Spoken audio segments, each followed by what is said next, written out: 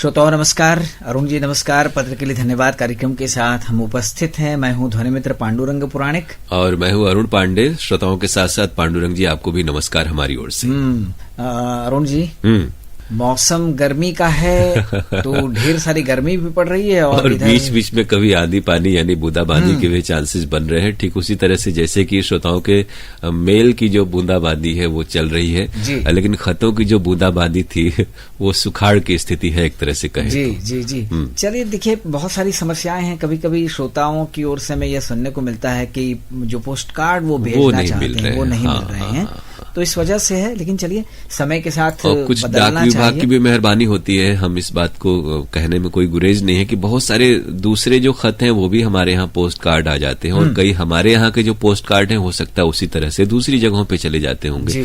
तो थोड़ा सा क्या है कि इसलिए हर श्रोता जो है वो मेल के जरिए, व्हाट्सएप के जरिए हमसे जुड़े तो तकनीक के साथ भी होगा और उसमें कुछ परिश्रम भी अतिरिक्त नहीं लग रहा है। तो जितने भी श्रोता हैं खतों वाले भी, वो मेल के जरिए, व्हाट्सएप के जरिए संबंधित कार्यक्रमों में हमसे भाग लें, जुड़ें और उनको शामिल करके हमें बहुत खुशी होती है। तो शुरू करते हैं। मेल जो हमारे पास है उनको पढ़ना। जमानिया गाजीपुर से सुरेश जायसवाल, उर्मिला, दीपक और स्वाति जायसवाल का ये मेल है। इन्होंने लिखा है कि 2 मई को आशुतोष ने गुड मॉर्निंग बनारस पेश किया था, हमें बेहद पसंद आया। उन्हीं द्वारा प्रस्तुत कुछ बातें, कुछ गीत कार्यक्रम जो रात में 9:30 पर आया था वो भी अच्छा लगा। अच्छे गीतों को सुनकर दिल आह्लादित हो गया। अच्छी प्रस्तुति के लिए आशुतोष को बधाई। 2 मई को ही सिद्धार्थ सेन ने फरमाइशी गीत एक्सप्रेस कार्यक्रम पेश किया था जो हम लोगों को बहुत अच्छा लगा। उनके नामों को बोलने का प्यारा अंदाज बहुत पसंद आया। सिद्धार्थ जी को भी बहुत बहुत बधाई। ये कहेंगे पांडुरंग जी की सिद्धार्थ जी हों या श्यामा हों, ऐसे जो पुराने हमारे अनाउंसर हैं वो रेडियो को सुनते सुनते रेडियो में आए हैं, तो उनका जो उनके बोलने की जो शैली है वो उस बोलने की जो हमारी परंपरा आकाशवाणी में उद्घोषकों की रही है उससे प्रभावित है। तो आपकी बधाई सुरेश जी सिद्धार्थ तक पहुंच रही है और आशुतोष जी का भी कार्यक्रम आपको अच्छा लगा, उन तक भी आपकी बधाई पहुंची। इन्होंने एक मेल में लिखा है कि 7 मई को स्वास्थ्य में जयते कार्यक्रम हम सुन रहे थे, जिसमें डॉक्टर नीरज खन्ना जी से हमेशा की तरह पांडुरंग जी की बातचीत थी जो बहुत ही ज्ञानवर्धक थी। डॉक्टर साहब ने हम लोगों के लिए एक बहुत ही महत्वपूर्ण बात बताई कि साफ सफाई पर विशेष ध्यान दें, इससे आप सब स्वस्थ रहेंगे। बाहर से जब भी आप घर में आएं तो साबुन से जरूर हाथ धोएं। अगर आप खाना खाने से पहले भी हाथ धोकर खाना खाते हैं तो आप हमेशा स्वस्थ रहेंगे और कोई भी रोग आपके पास नहीं आएगा। डॉक्टर नीरज खन्ना जी को, पांडुरंग जी को हम लोगों की ओर से बहुत बहुत बधाई। तो पांडुरंग जी तक तो रूबरू आपकी बधाई पहुंच रही है और डॉक्टर नीरज खन्ना जी, जैसा हमने कई बार पहले भी कहा है कि वो आपके संपूर्ण इलाज में विश्वास करते हैं और खासतौर से जो हमारा रहन सहन है, जैसा कि आपने कहा कि अगर हम कहीं भी बाहर से आने से पहले, आने के बाद जब भी हम घर में आते हैं तो अपने हाथों को साबुन पानी से साफ ठीक तरीके से धोएं और खाने से पहले हाथ धोकर खाना खाएं। तो ये तो पांडुरंग जी हमारी परंपरा भी रही है कि हम लोग भोजन से पहले हाथ पैर दोनों ही धो करके भोजन करते थे। आज भी गांव घर में ये परंपराएं हम सबके परिवारों में है। इससे क्या होता है कि तमाम बीमारियों से हम अपने दिनचर्या में इन आदतों को शामिल करके बचे रह सकते हैं। तो डॉक्टर नीरज खन्ना जी इस तरह के बहुत से उपयोगी बातें अपने कार्यक्रम में बताते हैं और कई उन्होंने सेंचुरी पूरी कर ली है। इस बात का प्रमाण है कि आप लोगों को उनके कार्यक्रम पसंद आ रहे हैं। 250 एपिसोड से ज्यादा एपिसोड हो चुके हैं। तो श्रोता इसी तरह से उनके कार्यक्रमों को पसंद करते रहें और पांडुरंग जी का हौसला और डॉक्टर साहब का हौसला यूं ही बना रहेगा। आप तक और भी नई नई और बेहतरीन जानकारियां आती रहेंगी। अरुण जी, हम लोग पहले भी जब बाहर से घर पहुंचते थे तो घर में बिना हाथ पैर धोए अंदर जाने नहीं मिलता था। जो हमारे बड़े लोग होते थे, चाहे माता पिता हो या दादा दादी हो, वो लोग हमेशा टोकते थे, भाई पहले हाथ पैर मुंह धो फिर अंदर आओ। और बाहर का जूता चप्पल बाहर ही रहता है। तो कुछ ऐसी हमारे संस्कार में, परिवार में ऐसे आदतें रही हैं जिनको हम अब भी अगर अपनाए रहें तो बहुत सारी चीजों से हम बच सकते हैं और खासतौर से बाहर की जो बीमारी है, प्रदूषण है, वो हमारे घर के अंदर प्रवेश नहीं करेगा। जी, इन्होंने लिखा कि 8 मई को पांडुरंग जी ने फरमाइशी गीत एक्सप्रेस कार्यक्रम पेश किया जो अच्छा लगा आप हों या अरुण जी हो, इन्होंने लिखा है ईमेल वाले प्रोग्राम जब भी आप करते हैं तो कहते हैं कि लाइव प्रोग्राम में ईमेल मत भेजिए श्रोताओं, हम उनको शामिल नहीं करेंगे। फिर भी कुछ श्रोता बार बार ईमेल भेज देते हैं और लाइव प्रोग्राम करते समय किसी भी उद्घोषक को कितनी परेशानी होती है ये वो लोग नहीं समझते हैं। जी, तो इस बात वो पर श्रोताओं को ध्यान देना करता है और विंडो उसमें बार बार उसमें ब्लिंकिंग होती है, जंप करता है, या कुछ लोगों ने अगर मेल खोल के रखे हैं तो वो ऊपर नीचे हो जाते हैं। इस तरह की दुश्वारियां आती हैं। हम लोग श्रोताओं से बार बार आग्रह भी करते हैं कि इस बात का ख्याल रखें कि ईमेल पर आधारित जो कार्यक्रम है वो आए हुए ईमेल को हम शामिल करते हैं। तो आप कार्यक्रम के बाद या उसके पहले मैसेज भेजें। कार्यक्रम के दौरान अगर आप मैसेज भेजेंगे तो उन्हें हम हरगिज शामिल नहीं करते। इस बात का हम सभी ख्याल रखते हैं। 11 मई को सना सलीम ने एक ही कलाकार में दोपहर 2:30 पर माधुरी दीक्षित पर आधारित प्रोग्राम पेश किया, जो हम लोगों के लिए बहुत ही यादगार रहा, बहुत पसंद आया। अच्छी जानकारी दी गई, गीत भी अच्छे थे। सना सलीम को हम लोगों की ओर से बहुत बहुत बधाई। तो सना जी तक आपकी बधाई पहुंची और उनके तमाम कार्यक्रम श्रोताओं को पसंद आ रहे हैं, ये जानकर उन्हें बहुत ही खुशी होगी और वो आप तक और भी बेहतरीन प्रोग्राम्स लेकर आएंगी। और हम आपको इस मेल के लिए शुक्रिया कह रहे हैं। ये जो अगला मेल आया है ये भेजा है अनिल कुमार गुप्ता गोंड और रमा गुप्ता गोंड ने, पहाड़िया अशोक विहार कॉलोनी वाराणसी से। जी। ये देखते हैं कि सबकी कुशलता की कामना के साथ पत्र लिख रहा हूं। शुक्रवार को शाम 7:30 बजे वटवृक्ष कार्यक्रम आया जिसमें राजकिशोर पांडे से चंदन सिंह की बातचीत थी और ये बहुत ही सकारात्मक बातचीत थी। वृद्धावस्था और अध्यात्म का क्या मेल है यह हमें सुनने को मिला। और राजकिशोर जी ने, जो राजकिशोर पांडे जी जो थे, उन्होंने दोहे, चौपाइयां और संस्कृत के श्लोक भी सुनाए और बहुत ही अच्छे से ये बताया कि हम जब बुजुर्ग होते हैं तो हमको अपने परिवार के साथ किस तरह से तालमेल बनाना चाहिए और आध्यात्मिक रूप से सामंजस्य बैठाकर कैसे सकारात्मक जीना चाहिए। बिल्कुल, हमारी जो भारतीय आध्यात्मिक और माइथोलॉजिकल परंपरा है उसमें बहुत सारी बातें ऐसी हैं जिनको कि हम अपने अंदर उनका आचरण करके, अध्ययन करके समाहित करें तो घर, परिवार, समाज और राष्ट्र की उन्नति निसंदेह होती है और व्यक्तित्व का विकास होता है। और नौकरी चाकरी करते हुए उम्र के तमाम हिस्से में ऐसा होता है कि हम बहुत इन चीजों के लिए वक्त नहीं निकाल पाते, वो चाहे भजन कीर्तन हो, आध्यात्मिक अध्ययन हो। तो अवकाश प्राप्ति के बाद हमारे पास अध्ययन का भरपूर अवसर होता है तो उसका हम समय का सदुपयोग भी कर पाते हैं और खालीपन का एहसास भी नहीं होता। और यही क्या पांडुरंग जी, अगर व्यक्ति में किसी भी तरह की अगर अभिरुचि है, वो गार्डनिंग हो, कविता कहानी हो, कुछ लिखना पढ़ना हो, तो ऐसी कोई भी अभिरुचि अगर उसके अंदर है तो उसको वो इस्तेमाल करके अपने जो खालीपन जिसे हम कहते हैं, दूसरी पारी कहते हैं, यानी अवकाश प्राप्ति के बाद की जो अवस्था होती है उसको भी हम क्रिएटिव बनाए रख सकते हैं। लोगों से मिलिए जुलिए और उनके बारे में सकारात्मक बातें कीजिए, खुश रहिए और बाल बच्चों के साथ प्रसन्न रहिए, यही तो उद्देश्य होता है हम सबका। बिल्कुल। अरुण जी ये आगे लिखते हैं कि आजकल जो युवावाणी कार्यक्रम हो रहा है उसमें जो नए आरजे आ रहे हैं या जो प्रस्तुतकर्ता आ रहे हैं वो बहुत ही प्रभावशाली तरीके से अपनी बातें रख रहे हैं और प्रोग्राम को बढ़िया तरीके से सफल बना रहे हैं। हमें प्रसन्नता हुई कि युवावाणी कार्यक्रम में युवा वर्ग को मौका दिया जा रहा है और जो मनोरंजन के साथ साथ ज्ञानवर्धन की बातें भी कर रहे हैं। और इस कार्यक्रम में गुरुवार को 11 से 12 बजे तक जो आपने फोन इन कार्यक्रम शुरू किया है वो बहुत ही अच्छा है। बहुत सारे लोग इसमें हिस्सा ले रहे हैं, अच्छी अच्छी बातें सुनने को मिल रही हैं। तो इन युवाओं को हमारी ओर से बहुत बहुत बधाई और आशीर्वाद। बहुत ही महत्वपूर्ण बात आपने अनिल गुप्ता जी कही। और कोई भी पीढ़ी जब आती है तो अपने शौक, अपने ज्ञान को लेकर के हमारे बीच आती है और उनका अपना एक अलग अंदाज होता है किसी भी मीडिया या माध्यम को लेकर के। तो हमें भी खुशी हुई और ये जानकर, पढ़ करके अच्छा लगा कि युवा साथियों को, खासतौर से तब जबकि पिछले 1-2 वर्षों में युवाणी में कंपेयर्स हमारे यहाँ नहीं थे अधिकांशतः, और अनाउंसर ऑन ड्यूटी यानी कार्य पर जो उद्घोषक थे वही उस कार्यक्रम को प्रस्तुत कर रहे थे। तो एक ताजगी की लहर चली है, नएपन का एहसास है। यूथ जंक्शन भी शुरू हुआ है जो फोन इन गीतों का भी कार्यक्रम है। तो ये तमाम कार्यक्रम, इसमें नए नए श्रोता भी जुड़े, युवा साथी साथी भी जुड़ें और इस कार्यक्रम का आनंद लें और हमें बताएं कि कार्यक्रम कैसे लगते हैं। अनिल गुप्ता गौंड जी, आपकी बधाई हमारे युवा साथियों तक पहुंच रही है और उन्हें आपकी इन शब्दों से आपके प्रेरणा मिलेगी। एक ही फिल्म से कार्यक्रम में आशुतोष ने जो कार्यक्रम पेश किया था, बहुत ही अच्छा लगा। राज कपूर, वहीदा रहमान, इन सब के बारे में बहुत अच्छी जानकारी फिल्म के माध्यम से दी गई।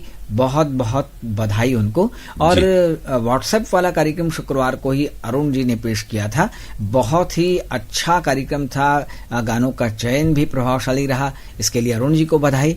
12 मई को ही कहकशा आशुतोष ने पेश किया था, बेहतरीन गजलें शामिल की थी, इसलिए हमारी ओर से शुभकामनाएं।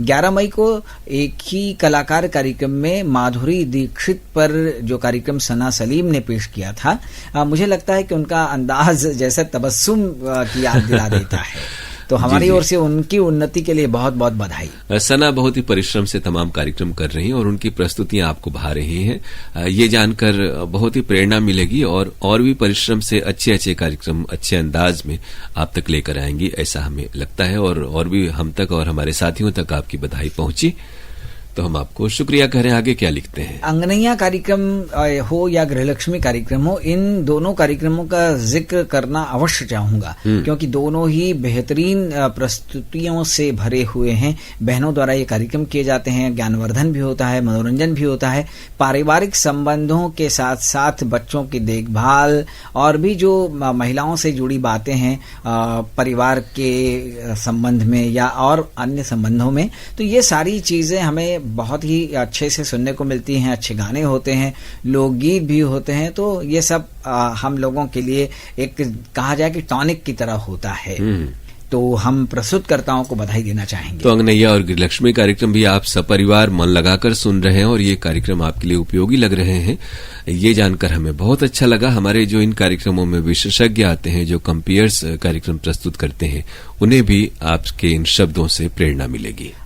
इन्होंने आगे लिखा है कि आरोग्यम और पांडुरंग जी एक दूसरे के पूरक हैं। स्वास्थ्य संबंधी कार्यक्रम आपके बिना जैसे अधूरा लगता है। आप प्रभावशाली आवाज, दिल को छूने वाली बातें, सारी चीजें हम सबको प्रभावित करती हैं। कुछ बेहतरीन जो डॉक्टर आते हैं, अच्छी अच्छी बातें बताते हैं, वो हम लोगों के लिए बहुत काम की होती हैं। इन्होंने लिखा है कि अगर आप लोग इसमें और भी कुछ बदलाव कर सकें तो और अच्छा होगा। तो बदलाव के लिए अनिल गुप्ता गौंड जी अक्सर तमाम कार्यक्रमों में बदलाव की बात करते हैं, तो थोड़ा सा दरअसल बदलाव के खिलाफ हम लोग नहीं हैं जी। लेकिन जो चीज अपने जिस रूप में, दरअसल ये समझने की भी बात है कि जिस चीज को हमारे श्रोता भी कई कई वर्ग के हैं और हर श्रोता एक चीजों से उसको लगता है कि ये सहजता से जानकारी हम तक पहुंच जा रही है। तो अभी जो हमारा फॉर्मेट है ना, वो बड़ा ही सरल सहज तमाम कार्यक्रमों का इसलिए बनाया गया है कि श्रोताओं तक बातें सहजता से संप्रेषित हो सके, क्योंकि ये पाठनीय पठन का माध्यम नहीं है, ये श्रवण का माध्यम है। तो जितने सरलता से और छोटे छोटे वाक्यों में बातों को कहा जाएगा, तो सिंपल सा फॉर्मेट होता है कि जैसे आपने आरोग्यम का जिक्र किया, तो विशेषज्ञ होते हैं और उनसे आप सवाल पूछते हैं, वो उसके बारे में जानकारी देते हैं। बस यही इसका फॉर्मेट है। और बहुत सारे बदलाव क्या, ये तो फोन इन कार्यक्रम अपने आप ही और श्रोता अपनी बातें कहते हैं। इसके अलावा हम इसमें अगर कुछ बदलाव कर सकते हैं तो आप स्वयं बताएं कि क्या बदलाव हो सकता है। और अरुण जी, इसमें बार बार अलग अलग विशेषज्ञ होते हैं, अलग और श्रोता भी अलग अलग, चूंकि अलग अलग बीमारियों पर कार्यक्रम होते हैं, विषयों पर कार्यक्रम होते हैं, तो जो भी श्रोता उस विषय से संबंधित अपने को पाते हैं वो ही कॉल करते हैं। और ये जानिए गौंड जी कि हम चाहते भी यही हैं कि सिर्फ वही श्रोता इसमें फोन करें, वो लोग भी फोन करें जिनको कि उसके बारे में गंभीरता से, गहनता से, या तो कोई समस्या है, घर परिवार परिचित कोई उस चीज से ग्रस्त है, ताकि हम उनके संबल बन सकें, उनके लिए उपयोगी साबित हो सकें। सिर्फ हेलो फोन फरमाइश की तरह से इसे न लें, ये बहुत ही उपयोगी, यथार्थपरक और गंभीर विषय का कार्यक्रम है। तो बदलाव के मुतालिक अगर कोई आपके पास राय होगी तो आप जरूर हमें बताइएगा। आपकी बधाई विशेषज्ञों तक और पांडुरंग जी तक पहुंच रही है। ये कार्यक्रम इसीलिए लोकप्रिय है कि लोग इसे अपने बहुत ही समीप पाते हैं। कहीं भी जाना, दिखाना और लाइन लगाना, इन तमाम चीजों को हम भी समझते हैं। तो एक बेसिक सी जानकारी आत्मबल किसी भी समस्या को लेकर के, रोग को लेकर के श्रोता को मिल जाती है और वो प्रेरित होता है कि सही व्यक्ति तक सही इलाज करा सके। इस मेल के लिए धन्यवाद देते हैं। बहुत बहुत धन्यवाद अनिल गुप्ता गौड़ जी, आप तो तमाम हमारे कार्यक्रमों में शामिल होते रहते हैं। गांव परसा टोला, अंबागढ़ चौकी, छत्तीसगढ़ से हर बार की तरह ओम प्रकाश मसिया, सिलोचनी, खुमेंद्र मसिया और तुषारिणी मसिया ने लंबा सा पत्र लिखा है जी। इन्होंने लिखा है कि 8 मई को गृहलक्ष्मी कार्यक्रम हमने सुना, जो अल्पसंख्यकों के लिए 15 सूत्री कार्यक्रमों के बारे में विस्तार से जानकारी दी गई, अच्छी थी। लोकगीत भी अच्छे थे जो विश्वनाथ और साथियों ने पेश किए थे। गृहलक्ष्मी कार्यक्रम में 10 मई को प्रतिभा विश्वकर्मा जी का कविता पाठ अच्छा था। शबनम और शीला ने ये कार्यक्रम पेश किया था, उनको भी हमारी ओर से बधाई। और 12 मई को मंजरी और जो और भी इनके साथी थी उन्होंने कार्यक्रम पेश किया था, वो भी कार्यक्रम अच्छा था। गर्मी से बचने के लिए अच्छी अच्छी बातें बताई गई थी। कहानी प्रेरणा चतुर्वेदी की फैसला सुनाई गई थी, ये भी हमें अच्छी लगी। रेसिपी जो बताई गई वो भी काम की थी। युवाणी कार्यक्रम बहुत अच्छा था, जो अच्छे अच्छे कंपेयर आ रहे हैं और अच्छी अच्छी बातें बता रहे हैं, वो भी हम लोगों को आनंदित कर रहा है। लोक संगीत में सूर्यबली जी के गाए लोकगीत थे, वो भी अच्छे थे। 13 मई को कमलेश ने गुड मॉर्निंग बनारस पेश किया था, अच्छा लगा। सभी कार्यक्रमों के लिए आकाशवाणी वाराणसी को बहुत बहुत बधाई।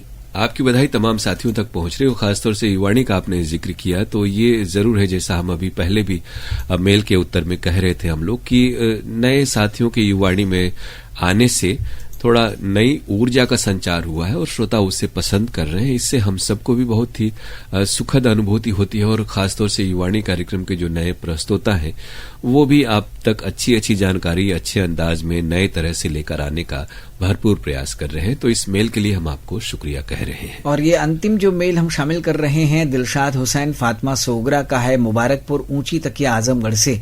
इन्होंने लिखा है कि 14 मई को चित्रा दुबे ने गुड मॉर्निंग बनारस कार्यक्रम पेश किया था। माँ पर बहुत अच्छी अच्छी बातें इन्होंने बताई। मैं बस इतना कहूंगा कि वे किस्मत वाले होते हैं जिनकी माँ होती है। मधुरिमा कार्यक्रम भी चित्रा ने पेश किया था, बहुत अच्छा लगा। और ईमेल वाला कार्यक्रम जो आज पेश किया गया था उसमें हमारा नाम नदारत था। खैर अगली बार बारी आएगी, इसी से संतोष कर ले रहे हैं।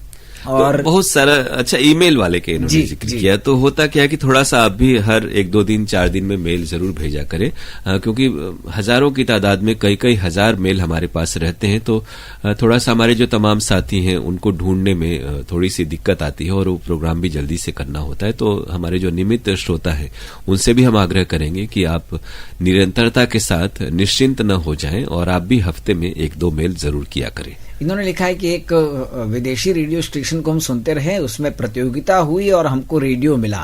तो उसी रेडियो पर हम आजकल आकाशवाणी के कार्यक्रम सुनते हैं। इन्होंने आगे लिखा है कि गांधी चर्चा का प्रसारण अगर दूसरी या तीसरी सभा में आप करेंगे तो ज्यादा अच्छा होगा। एक परंपरा के तहत इस कार्यक्रम का प्रसारण आज से नहीं कई दशकों से और सुबह की ही सभा में होता है। तो राष्ट्रपिता महात्मा गांधी के विचार जो हैं, आप ये समझिए कि शुक्रवार का दिन भी किसी कारण से है और सुबह का वक्त भी किसी कारण से है। तो हर चीज की एक अहमियत होती है, वो उस बेला में ही अच्छा लगता है। तो आप समय निकाल करके उसको सुने और लाभान्वित हो, हम तो यही कहेंगे। 17 मई को गुड मॉर्निंग बनारस सना ने पेश किया था, बहुत ही अच्छा था। 18 मई को कीर्ति की प्रस्तुति थी गुड मॉर्निंग बनारस, ये भी बहुत अच्छा था। तो हमारी ओर से बहुत बहुत बधाई। तो हमारे तमाम जो साथी हैं उन तक बधाई पहुंच रही है और वो और भी बेहतर कार्यक्रम आपके लिए लेकर आएंगे। हम आपको इस मेल के लिए शुक्रिया कह रहे हैं। तो अरुण जी, अब सदानंद यादव, भोलानाथ, प्रवीण कुमार, रतिनाथ त्रिपाठी जैसे कई श्रोताओं के मेल हमारे पास हैं, उसको संभाल कर रखते हैं। तो अब हमें श्रोताओं से विदा लेनी होगी और कहना होगा नमस्कार।